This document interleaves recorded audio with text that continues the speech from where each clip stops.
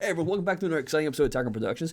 Today I, Bancroft, are being joined once again by Dale Earnhardt for the Daytona 500, and his competitor today is Mark Martin, and in the crew working with me is Jimmy. Now, like always, Fluff, you're Do I not get a playing... cool name?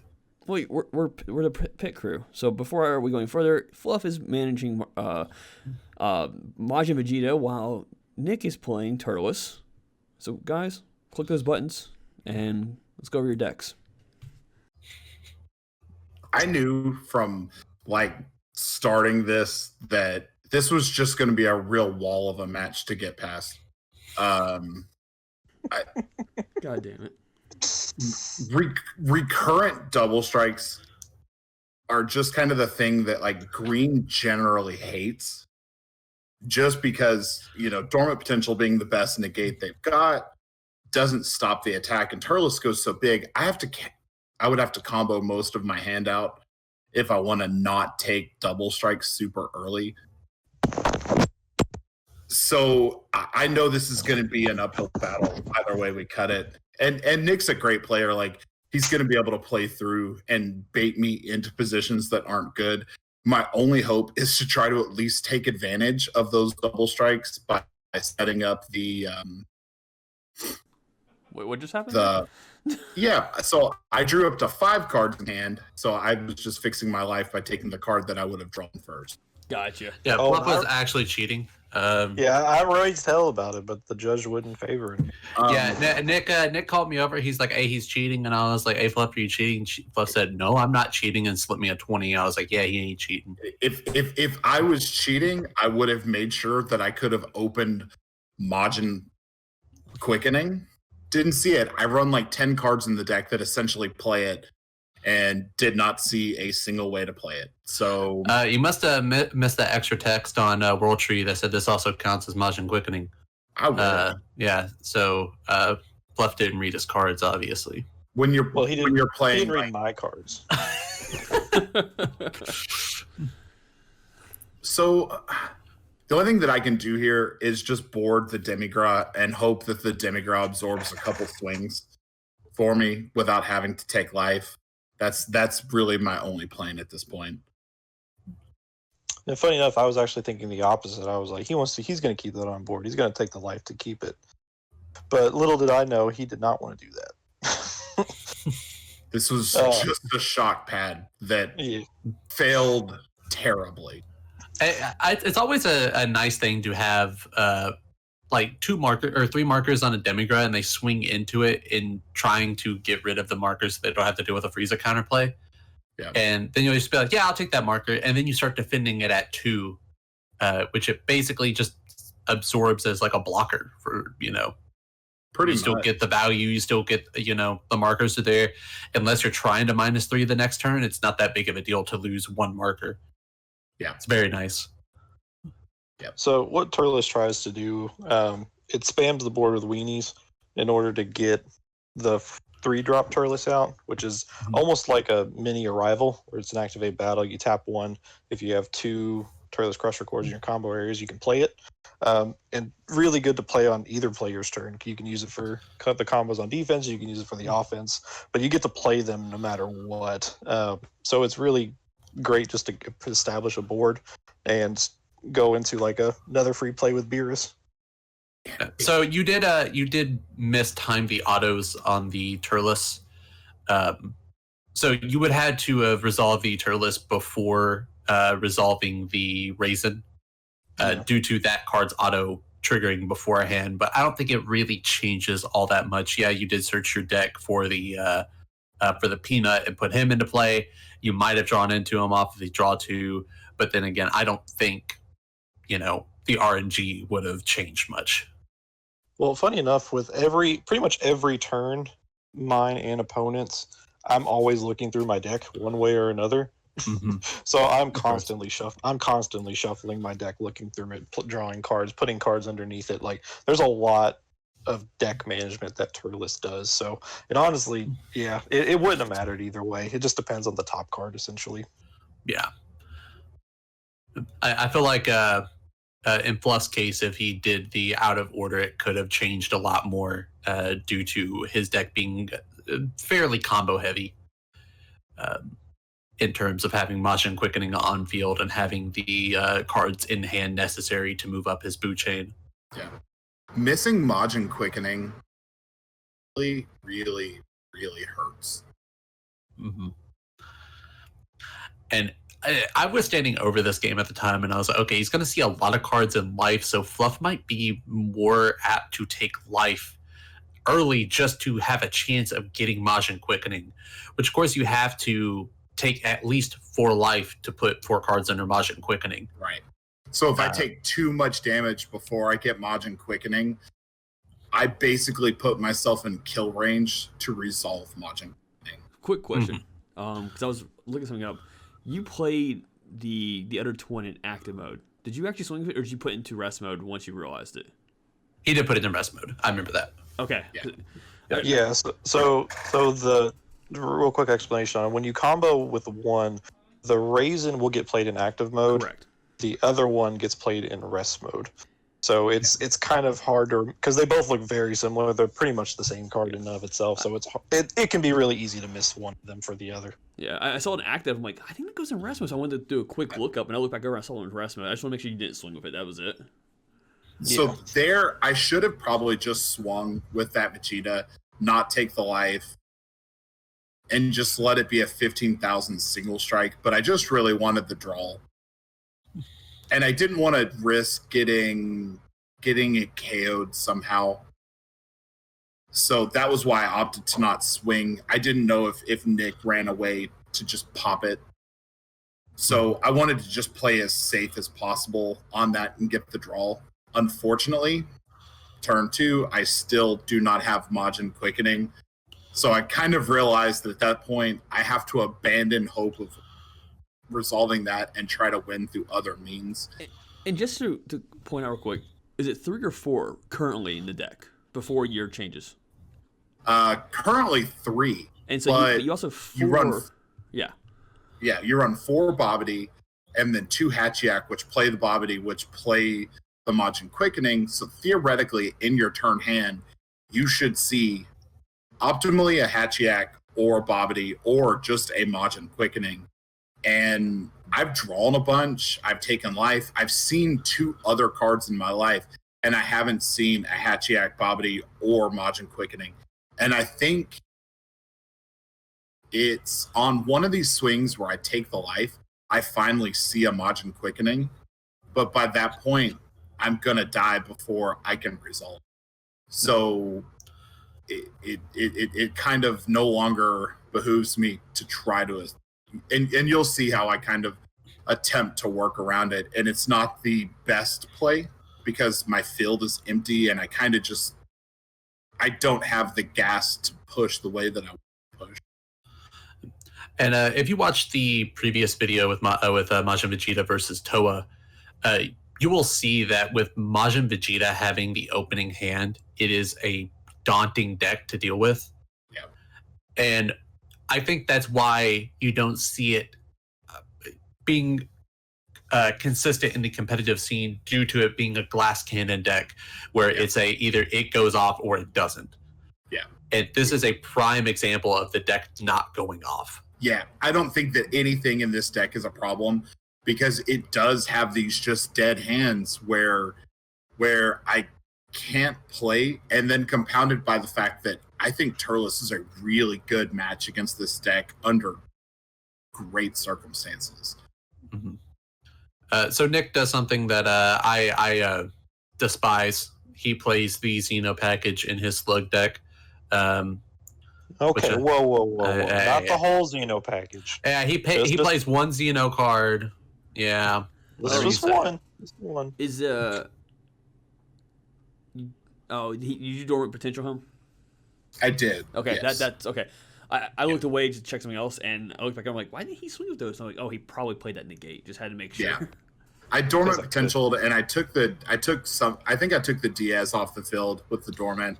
And I probably should have gotten rid of one of his blocker 2-drop. Because now I have to play through 2 blockers, which I was giving Nick a lot of grief for playing the Xeno Turles as well. But it honestly is really good against this matchup because having me block one of my big swings could be the difference between me being able to edge this win out. Yeah, and one of my justifications with the Xeno package too is pretty much everything in the Turles just archetype is unique. So I wanted a way to recur the 3-drop again, so get it on my turn and the opponent's turn. And the easiest way I thought of for it, instead of getting rid of the card off the field, was to play the Xeno package, just so I can get at more value from one card, get a free blocker and dropping it. They either drop a card if I block, or I get to draw a card and flip one of their life up. And it gives you another Turles on the field too, which is another card that you can use with Kill Zone and Fruit of the Tree of Might. So, well, I don't think this one can use the fruit because this one is a Turles Xeno. Yeah. Does, so does Fruit not say with a character with Turles in its name? Or does it say Turles? I think it's look just it up while you Turles. guys discuss. But I mean, I really don't want to swing with it unless it's on my kill turn, because one of the other cards I run in this deck is the Cosmic Rogue, the one that pluses the power on all your Turles Crusher Quartz cards. Yeah. So it really bumps the power and makes all your little weenies even more viable for a kill turn. So so if you can't get them turn 2, which it's possible, but your turn 3, if you have that in hand, you just go off and just hit with really big swings over and over and over again. Yeah, so it is choose up to one of your leader cards or battle cards, and it gets plus 20k power for the duration of the battle. If the chosen card's character name includes Turles, it also gains double strike. Yeah, so you can use it with the blocker to give it double strike. Mm-hmm. So there you go, just another target for it, and then it has 20,000 power inherently, so you go a little bit higher with it. Yeah. Here I had to tap 3 to play a Boo. Not the most efficient thing in the world. Not something that I'm particularly happy about having to do. And the problem here is I don't have the 7-drop. So I don't have the 7-drop, and I don't have the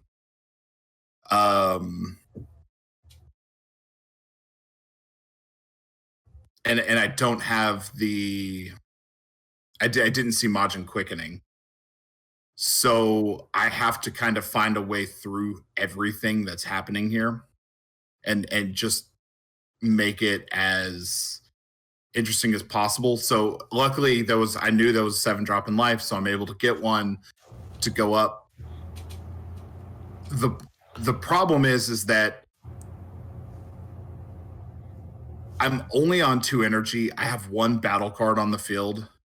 Paying 2 energy is going to basically tap me out and leave me defenseless during the next turn. So if I tap out, I know that I'm dead because there's no way that I can combo up to, multiple big double strikes from the Turles player. So I swing, he blocks, he's at 5 life. I know that I can probably do 5 damage, but I think there are 2 blockers on the field, right? Like Raisin is also a blocker. So is he just one of them is a blocker. So the one that's on the field currently is not. The first one is. But if I have another one in hand, I can combo to play it back out and get the blocker out again. Yeah. And there you go. Which I do. Yeah. So right there, that right there, that basically eliminated any chance of me winning. Mm-hmm. Because the Boo will get to restand, but he's got another blocker to stop.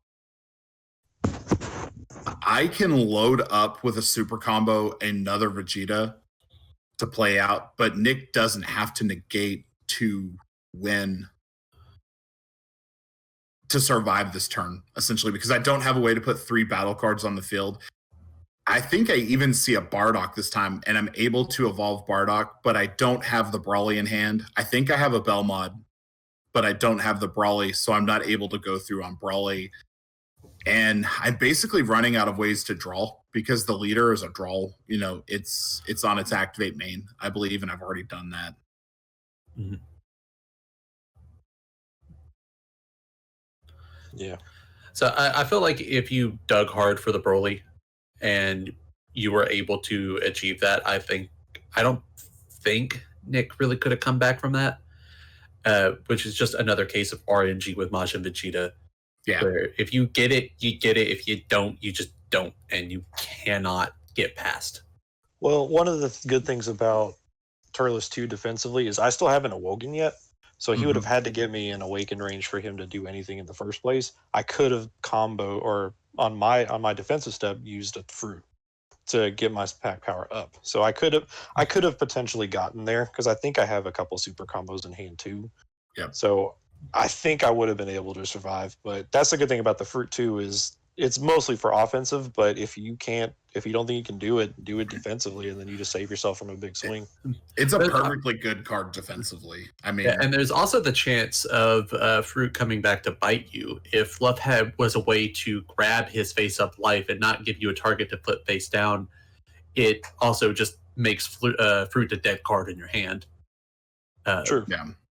Which I don't think Fluff wanted to spend the energy to take that card from his life. If he had the Broly, it probably would have been the smart play to do to take that card away from you, because that's essentially 4 cards worth of 5k combo on a one energy cost. Like it's absurdly powerful in any state of the game. Yeah. But that just comes down to play styles and the skill level of the player too. Like having your opponent's life flip face up is just so much information for both you and your. So you can kind of get into your head and think, is my opponent going to grab this? And the opponent can do the exact same thing. Like, is it worth grabbing this card? Yeah. In this case, it probably wouldn't be for him because it's just a little weenie ball. But if it was something bigger, maybe he would have taken it. Maybe he wouldn't have. It makes a whole new level of just strategy and skill required with it. And honestly, I'm at a point in the game now where I'm not thinking about that life turning on the fruit. So if I do take another life, I'm in kill range either way at this point. I'm at 2 life. So going from 2 to 1 does not change my odds of survival at all against this deck, I don't think. So if I take a life, I'm going to take the unknown and hope it's a Broly or something that is going to extend plays. I know that Nick's not going to be baited by this Vegeta swing to burn a negate, even though he does have sparking negates turned on at this point, but he's not going to be baited by it. So I'm just kind of in the position where I have to do what I have to do. I have the Bergamo. Maybe what I should have done is swing with this Vegeta, use Bergamo to clear the field, and leave the Bergamo as a blocker. But you mean Belmont, correct? Or Belmont, sorry. I meant Belmont. My bad. I was like, what other fucking spice did this dude throw in the deck? Is there a green Bergamo? I was like, I was losing my mind. No, sorry. I know I said it a few times, but I meant Belmont. Okay, gotcha. It's my Freudian slip of wanting to play my favorite card. If you didn't know, Fluff is a furry. Yeah. No, I'm not. You said yes twice, and then you said no. No, so I don't know. No, I said yes to like my favorite card. I'm not a fucking furry. I don't get it. And nothing against people that are. As an opinion of Tech and Productions, what Fluff says has no validation to it. If that's what you are, kudos. If you're not, I haven't said fine. anything insulting. I said I'm not. I don't understand it. And then real quick, right here, he tries to spark the shocking death ball, but since he overwhelmed, he didn't have the sparking to able to stop the swing. Yeah. And then, he's just unloading his hand, and I don't have anywhere near enough to combo through that. And even had I put the Belmont on the field, the Belmont stops one attack. He would have been able to combo, establish another. He probably wouldn't have even burned the tree, the fruit on that, and just establish another Turles and then just swing through on that other Turles. Like, there was just no way to survive at that point. Not seeing the Majin quickening and having to dedicate 3 energy on that turn to establish a Boo is so bad. And we've talked about that before. In green decks, when you're forced to spend high energy costs for a card, it makes you fragile. Mm-hmm. So, would you suggest Majin Vegeta as a like locals deck, just something fun to take, or would you suggest it more as like, don't really spend your time playing this because due to it being such a combo heavy glass cannon deck? No, I think it's a lot of fun. I've really enjoyed playing it. You know, I played it this weekend. Bancroft asked if I wanted to profile this version, and I told him no, that I wanted to do some tweaking to change it. I am planning on playing it again. I may not play it this upcoming weekend, but I will go on ahead over the next day or two and profile my updated version. That now that I've had time to like dip my toes in the deck, my third game was against Red Brawly, and Red Brawly was kind of the opposite of Turles, where he basically turned on the Majin Awakening on turn 2, but then was responded with a topo on my go off turn, and it slowed me down enough that he was able to crack back and kill after that. So having kind of experienced the just really poor matchup and really good answer in 2 different games gives me an idea of the way that I want to change the deck to make it a little more responsive to both situations. So I think it's worth playing around. I think it's a lot of fun. The Vegeta promos are a lot cheaper than they were. I know at a point they were like $70 a piece. Oh yeah. I think they're down to like 20-ish. And we got lucky and pulled all of ours. So yeah, we've happened to pull all of ours. But it's a super fun deck to play if you like decks that combo. If combo and aggro are your style, play it. If you're not an aggro player and you don't like playing glass cannons, it's probably never going to be the deck for you. Even if you try to build it in a mid-range version. Like I told Jimmy way back when, I thought the deck was kind of mid-rangey, but people were playing it as quick aggro. And I was just wrong in that assumption. The deck is not mid-range at all. So, with that being said, thank you all for tuning in. Hope you all enjoyed today's race. And with that being said, Nick, do you have any last words? Yeah, you can pick your friends and you can pick your cards, but if you pick degeneracy, your friends won't pick you. All right, Nick, get out. Jimmy. I really hope Dell Jr. isn't a fan of the channel. I feel like he's going to be very upset by Fluff's statements. Yeah, that's it. Actually, you know what? If it burns when you pee, you probably drink Budweiser. Ooh, that's true. Okay, yeah. And Fluff. Wasn't my idea to be Dale Jr. That was Jimmy. I'm also really it was nice to see Nick playing something that wasn't hand control. I don't play it that often. Read your cards, know your plays, Fluff out.